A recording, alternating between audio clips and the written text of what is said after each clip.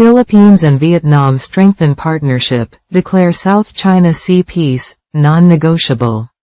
The Philippines and Vietnam have agreed to strengthen their relationship by upgrading their ties to an enhanced strategic partnership, a move that reflects growing cooperation between the two Southeast Asian nations amid rising tensions in the South China Sea. During a state visit to Manila, leaders of both countries reaffirmed their commitment to maintaining peace, stability, and freedom of navigation in the South China Sea. They stressed that these principles remain non-negotiable and should be protected through international law and peaceful dialogue.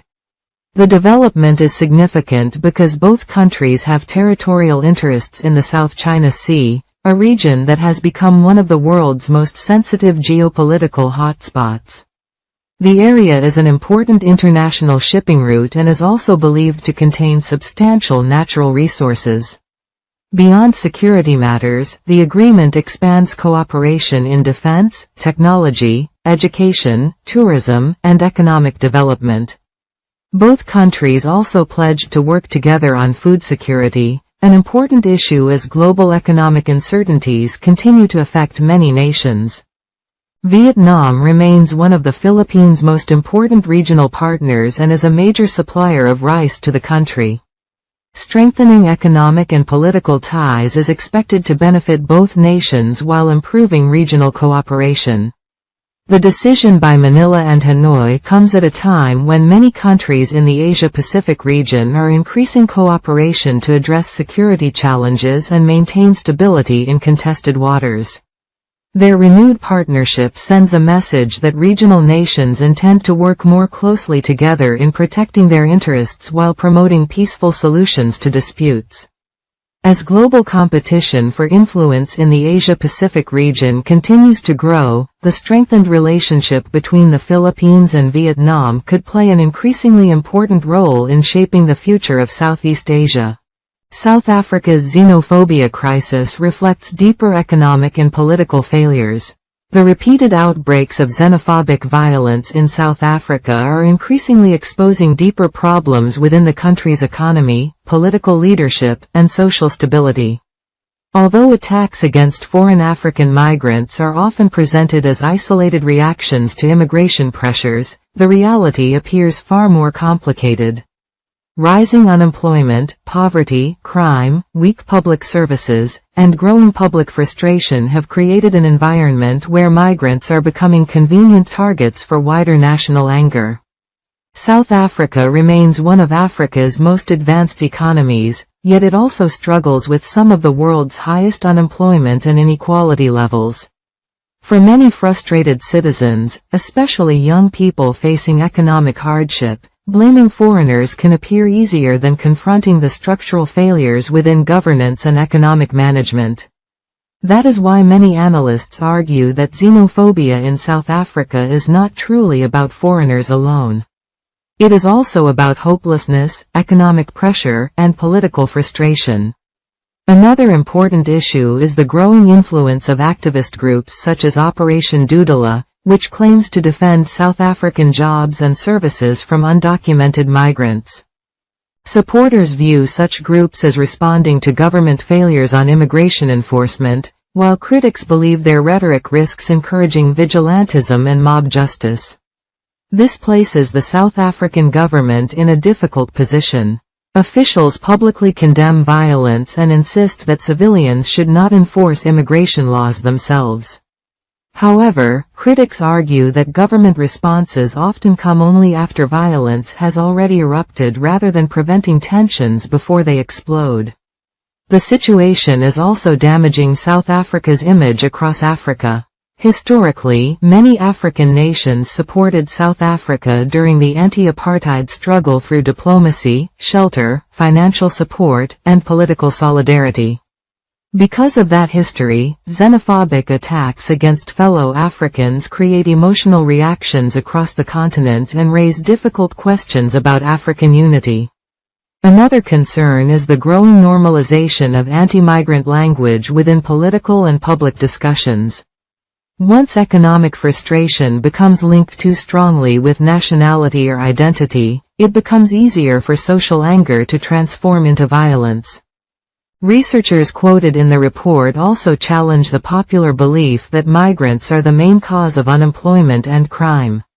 According to migration experts, the actual number of migrants in South Africa is too small to explain the country's deep economic problems.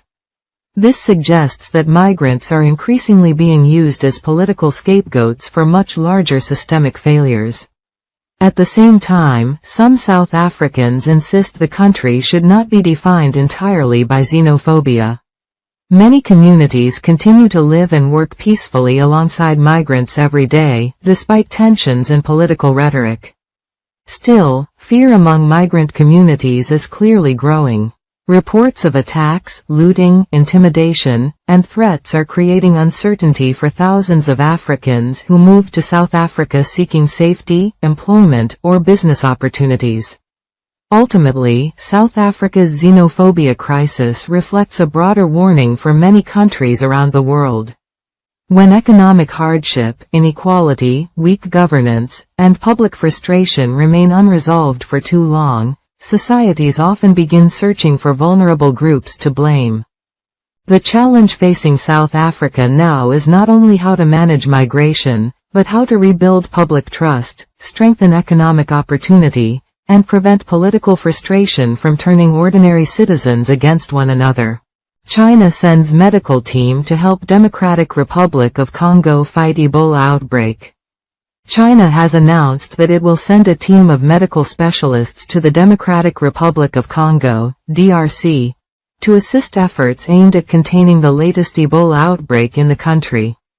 According to Chinese officials, the mission forms part of a broader humanitarian assistance program designed to support Congo as health authorities work to prevent the spread of the deadly virus. The decision highlights the growing role China is playing in Africa's public health sector.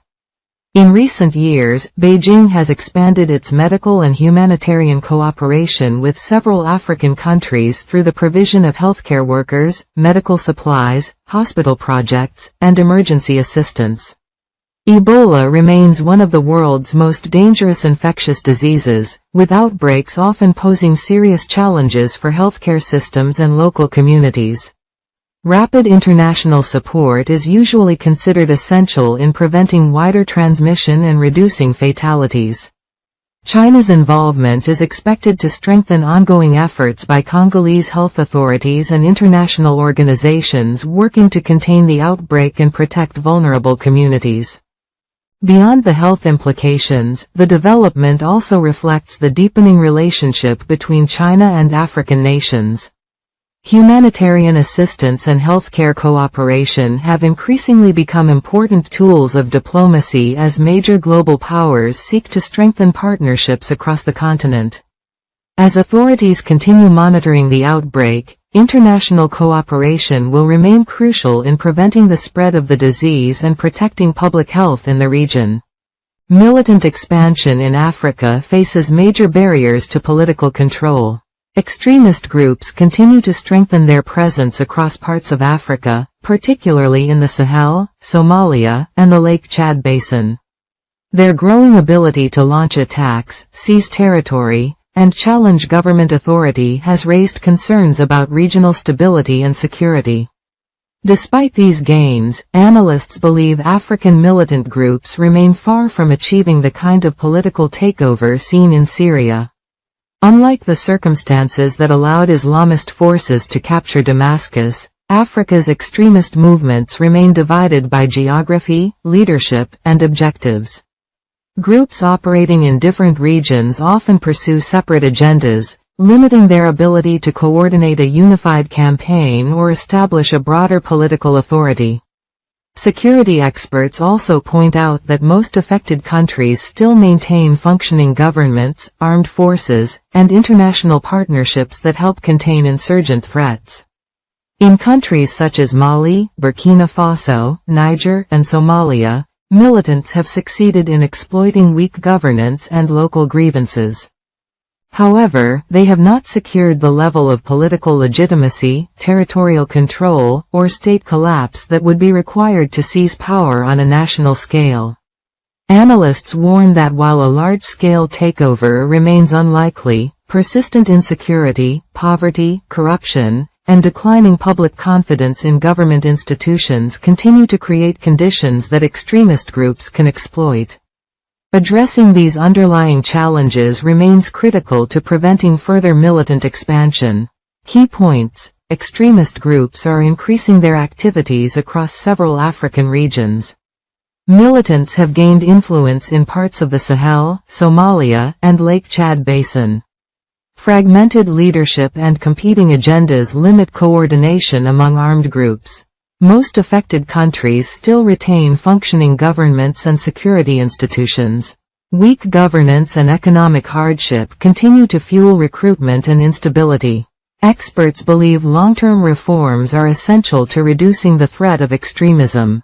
Ongoing U.S.-Iran tensions highlight the fragility of peace efforts in the Middle East. Recent military exchanges between the United States and Iran have once again demonstrated how fragile peace efforts in the Middle East remain.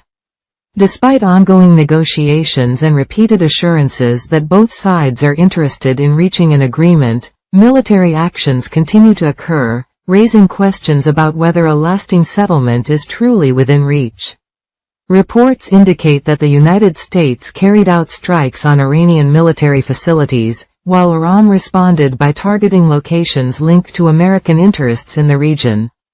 At the same time, countries such as Kuwait have expressed concern over missile and drone activities, warning that continued escalation could threaten regional stability. One of the most important issues at the center of the dispute remains the Strait of Hormuz, a strategic waterway through which a significant portion of the world's oil and gas supplies pass. Any disruption to activities in the area has the potential to affect global energy markets, increase fuel prices, and place additional pressure on economies already facing challenges. The latest developments also reveal a recurring problem in international diplomacy. While negotiations continue behind closed doors, both sides continue to accuse each other of changing positions and introducing new demands. Such disagreements make it increasingly difficult to build the trust required for a comprehensive peace agreement. Beyond the military and political aspects, ordinary people across the region continue to bear the consequences of prolonged tensions.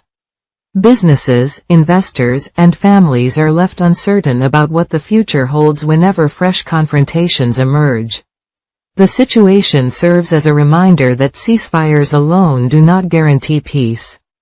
Genuine progress requires compromise, consistency, and a willingness by all parties to place long-term stability above short-term political or military objectives. Until a comprehensive agreement is reached, the risk of further escalation will remain a major concern for the Middle East and the wider international community.